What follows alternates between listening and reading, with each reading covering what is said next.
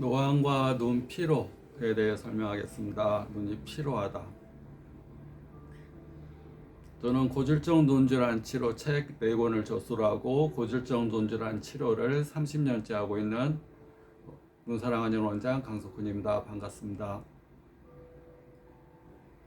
노안은 수정체에 생기는 병입니다. 수정체의 노화로 인해서 또 수정체를 움직이는 근육, 선모체 근육이라고 그러는데, 선모체 근육, 모양을 잡아주는 모양체 근육의 퇴화, 로 인해서 근육 운동이 잘 안 되게 되고, 또 수정같이 맑은 수정이 이 제 기능을 잃어서 초점이 잘 안 맞고 피곤하고 또 시력도 떨어지는, 처음에는 가까운 게 잘 안 보이다가 좀 지나면 멀리 있는 것도 안 보여서 가까이 있는 것은 돋보기, 멀리 있는 것은 오목렌즈를 써야 되는 병이고, 또 좀 더 지나면 이게 노화로 인한 백내장, 또 노안으로 인한 백내장으로 수정체가 뿌옇게 변해가서 백내장이 되는 증상으로 발전할 수도 있습니다.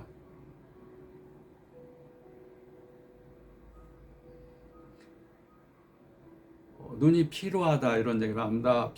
눈이 피로하다, 몸이 피로하다. 피로하다는 것은 무엇이겠습니까? 피곤해요, 피로해요. 그것은 우리가 이 사람은 하늘의 기운과 땅의 기운을 먹고 삽니다. 땅의 기운은 음식을 입에서, 식도에서, 유장에서, 소장, 대장, 직장, 항문 쭉 굉장히 많습니다. 음식을 소화시키는 소화기, 장기 굉장히 많고, 또 장은 뇌와 밀접한 연관이 있습니다. 그래서 옛날에 장은 따로, 뇌는 따로인 줄 알았는데, 지금은 뇌에 분포되어 있는 뉴런보다 장에 분포되어 있는 뉴런이 더 많다. 그래서 신경성, 과민성 질환이 장에 굉장히 많이 생기는 겁니다. 장이 예민해요. 장에서 음식물을 먹으면 식도를 넘어가서 유장에서 분절 운동이 있습니다. 음식물을 딱딱한 게 들어왔으니까 쪼개야지, 분절 운동. 그 다음에 밑으로 내려주는 운동, 쪼개고 내려주고, 그 다음에 유산을 확 분비돼서 삭혀야지, 음식 삭히는 운동, 음식을 녹이는 운동, 그게 돼야 되는데, 그걸 뭐가 하느냐? 유장을 움직이는 근육이 합니다. 그 유장 근육은 여기 대뇌 척추에서부터 쭉 척추뼈를 따라서 꼬리뼈까지 쭉 뼈가 있습니다. 척추뼈를 따라서. 뼈를 따라서 신경이 쫙 분포가 되어 있습니다. 신경이. 그래서 유장을 주관하는 신경이 유장의 근육을 주관하게 됩니다. 그 신경은 대뇌에서 내려옵니다.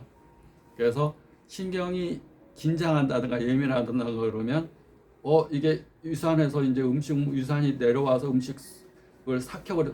얼마나 독하면 유산이겠습니까? 삭혀버리는 겁니다. 음식물 다, 돌덩이가 내려와도 다 삭혀버리는 거. 머리카락 다 삭혀, 돌덩이 딱딱한 거 다 삭혀. 그러니까 돌덩이를 먹어도 소화가 된다는 얘기가 나오는 겁니다. 유산에서 삭혀.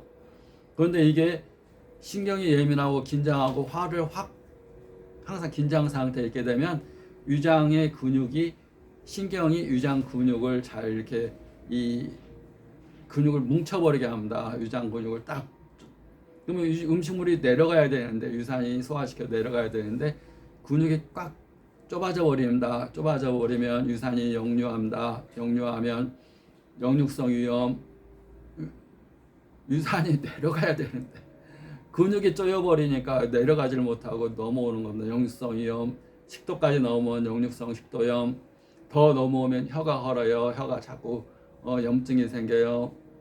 그리고 자꾸 이제 그 냄새도, 이 위액에서 넘어오는 가스가 자꾸 입 냄새를 이빨 닦았는데도 자꾸 냄새 나요. 이빨 닦았는데도 아주 악취가 나요. 입에서 풍치하니까. 이빨은 치과가 가면 멀쩡하다고 그럽니다.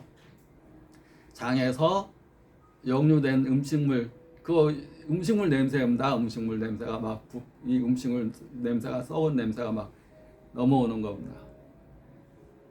어떻게 해야 될까요?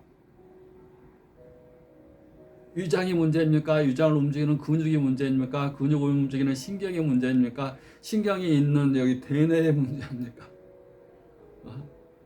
가장 원초적인 건 대뇌에서 스트레스를 받는다는 얘기죠. 긴장한다는 얘기죠. 화나 죽겠어. 스트레스 받아. 그러면 신경이 예민하고, 신경이 예민하면 근육이 콱콱 조여싸고, 그럼 음식을 먹어도 확 내려가지 않고 자꾸 넘어오고. 그러려면 어떻게 해야 됩니까? 우리는 신이 아닙니다. 그렇지만 답을 하나 줬습니다. 신이. 이런 땐 이렇게 해결해. 너는 자율신경계가 지금 교감신경이 너무 항진돼서 콜티졸, 아드레날린이 지나치게 분비되고 있고, 항상 심장박동수가 빠르고 맥박도 빠르고 눈도 충혈되고 눈도 불편하고 안압도 오르고 자꾸 항진돼 있어. 흥분돼 있어. 근육도 쪼이고 있어. 어깨 근육만 쪼이는 게 아니라 위장 근육도 항상 좁아지고 쪼이고 있어. 이완시키는 방법, 호흡을 느리고 깊게 해주는 겁니다. 자율신경이 하는 역할은 교감신경, 부교감신경을 통해서 호르몬을 분비하는 역할도 하고, 체온을 조절하는 역할, 내장을 조절하는 역할, 가장 중요한 호흡을 조절하는 역할을 자율신경계가 합니다. 근데 우리는 다른 거 어떻게 할 수 없습니다. 내가 어떻게 신경을 어떻게 하겠습니까? 내가 신경 편안해져. 그래서 신경 안 편해집니다. 마음 편안해져? 안 편해집니다. 호흡을 할 수가 있습니다. 호흡은 내 의식대로 할 수가 있습니다. 의도대로, 의식대로. 나 느리고 깊게 호흡할 거야. 배꼽 아래 단전 부위까지 느리고 깊게 호흡할 거야. 호흡이 느리고 깊게 되면 심장이 막 빨리 뛰고 흥분하고 막 이렇게 긴장되고 콜티졸, 아드레날린이 분비되고 눈도 시뻘게 되고 안압도 오르고 머리도 아프고 이런 상태가, 그건 전쟁 상태입니다. 콜티졸이 막 지나치게 분비되고 아드레날린이 지나치게 분비되는 상태는 생과 사의 기로에 있는 겁니다. 다른 사람이 볼 때는 아무것도 아닌데 본인한테는 지금 생사의 기로에 있는 겁니다. 내가 싸우거나 도망가거나, 싸워야지. 몸에서 싸우기 위한 대비로 이 생존을 위한 상태로 지금 있는 겁니다. 내 나름대로 큰 문제입니다. 지금 생존을 위해서 내가 싸워야 되는 겁니다. 그러니까 내 모든 기능을, 소화가 중요한 게 아니야. 소화가 중요한 게 아니야. 지금 내가 살아남아야 돼. 콜티졸 분비되고 내 근육도 잔뜩 긴장시키고 맥박도 빠르게 하고 심장도 빠르게 하고 안압도 오르게 하고 막 머리에도 막 혈액을 모아가지고 막 충혈되고. 생존, 스트레스라는 것은 생존형 삶을 사는 겁니다. 그러면 모든 장기가 일시적으로는 생존형이 될 수가 있지만 계속 생존형이 되게 되면 내 몸의 장기는 다 망가집니다. 눈에는 중심성 망막염, 시신경염, 안압상승, 녹내장, 또 심장의 병, 심장이 쪼여요, 답답해요. 위장의 병, 위장 근육이 항상 뭉쳐 있어요, 쪼여요. 계속 트림이 넘어오면서 식물도 넘어오고 속도 다 헐었다 그래요. 역류성 위염, 역류성 식도염, 혀가 항상 헐어 있어요. 입에서 냄새가 항상 나요. 그러면 눈 피로는 어디서 주관하느냐? 눈 피로. 우리 해독이 안 되면 피곤하겠죠. 피가 해독이 돼야 되는데 피가 해독이 안 돼 있어. 해독을 주관하는 것은 간입니다. 간이 스트레스를 해독합니다. 근데 스트레스는 여러 종류가 있습니다. 스트레스가 정신적 스트레스만 있는 게 아니라 우리가 정신적 스트레스, 감정적으로 스트레스 받아요. 두 번째, 육체적인 과로, 노동에 의한 스트레스. 세 번째, 약물. 약이 너무 센 것 같아요. 약이 계속 약을 먹어서 어떤 약으로 인한 부작용이 올 수 없습니다. 특히 양약은, 한약은 수천 년 동안 내려오면서 조상들이 먹어왔던 경험들을 먹는 거지만 양약은 그 화학물질을 추출해서 유기물을, 성분을 먹는 거예요. 성분. 인삼이 그렇게 좋다고 해서 성분을 추출해서 먹으려니까 효과가 없어가지고 추출 안 합니다. 홍삼이나 인삼 이렇게 해가지고 흑삼 이런 식으로 먹지, 인삼에 사포린 성분이 좋으니까 사포린만 해서 먹자 이런 얘기 안 합니다. 성분을 추출하게 되면 효능도 탁월하지만 부작용도 뛰어납니다. 밝혀진 부작용보다 미래의 부작용이 두려워서 성분을 추출해서 먹기가 힘든 겁니다. 약물로 인한 스트레스, 외상 타박 추락 교통사고로 인한 스트레스, 또 만성적인 염증이나 또는 뭐 외부적인 기운, 오늘 날이 흐려요, 뭐 외부적인 이 기후에 대한 스트레스, 내 몸이 받는 모든 것은 스트레스입니다. 그런 것을 어디서 해독하느냐? 간에서 해독합니다. 양약을 약을 먹었더니 간이 지방간이 생겼어. 가장 큰 독소는 약물로 인한 스트레스보다 감정적인 스트레스입니다. 화나 죽겠어요. 그러면 곧바로 간에서 정신적인 독소를 막 해독해야 되는데 해독을 못합니다. 우리가 위장이 꽉 뭉쳐 있는 상태를 소화가 안 된다고 느낍니다. 속이 답답하고 소화가 안 돼요. 가스 차요.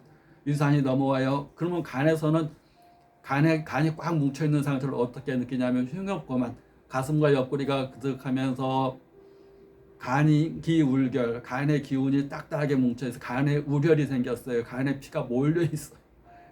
간의 피가 해독시켜서 심장으로 보내서 심장에서 폐호흡, 받아들이는 호흡과 함께 전신으로 보내줘야 되는데 간의 우열, 간에서 피가 뭉쳐 있어요. 해독을 안 하고 지금 피가 몰려 있어.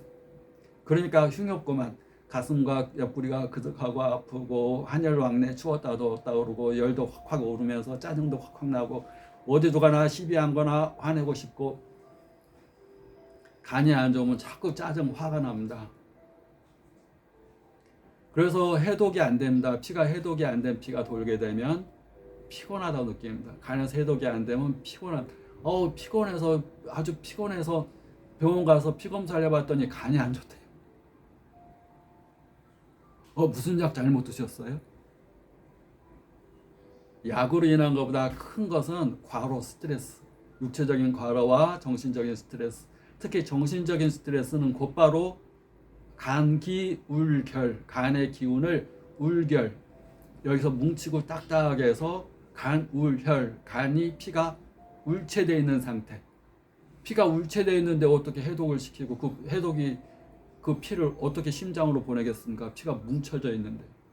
그러니까 지방간이 생기고 간이 붓게 되고 간이 뭉쳐 있으니까 GOT, GPT가 당연히 올라가고, 그것을 어떤 약을 먹었어요라고 묻는 것은 아주 스트레스 가운데 하나만 묻는 겁니다. 무슨 약 잘못 먹어서 간이 안 좋아졌나?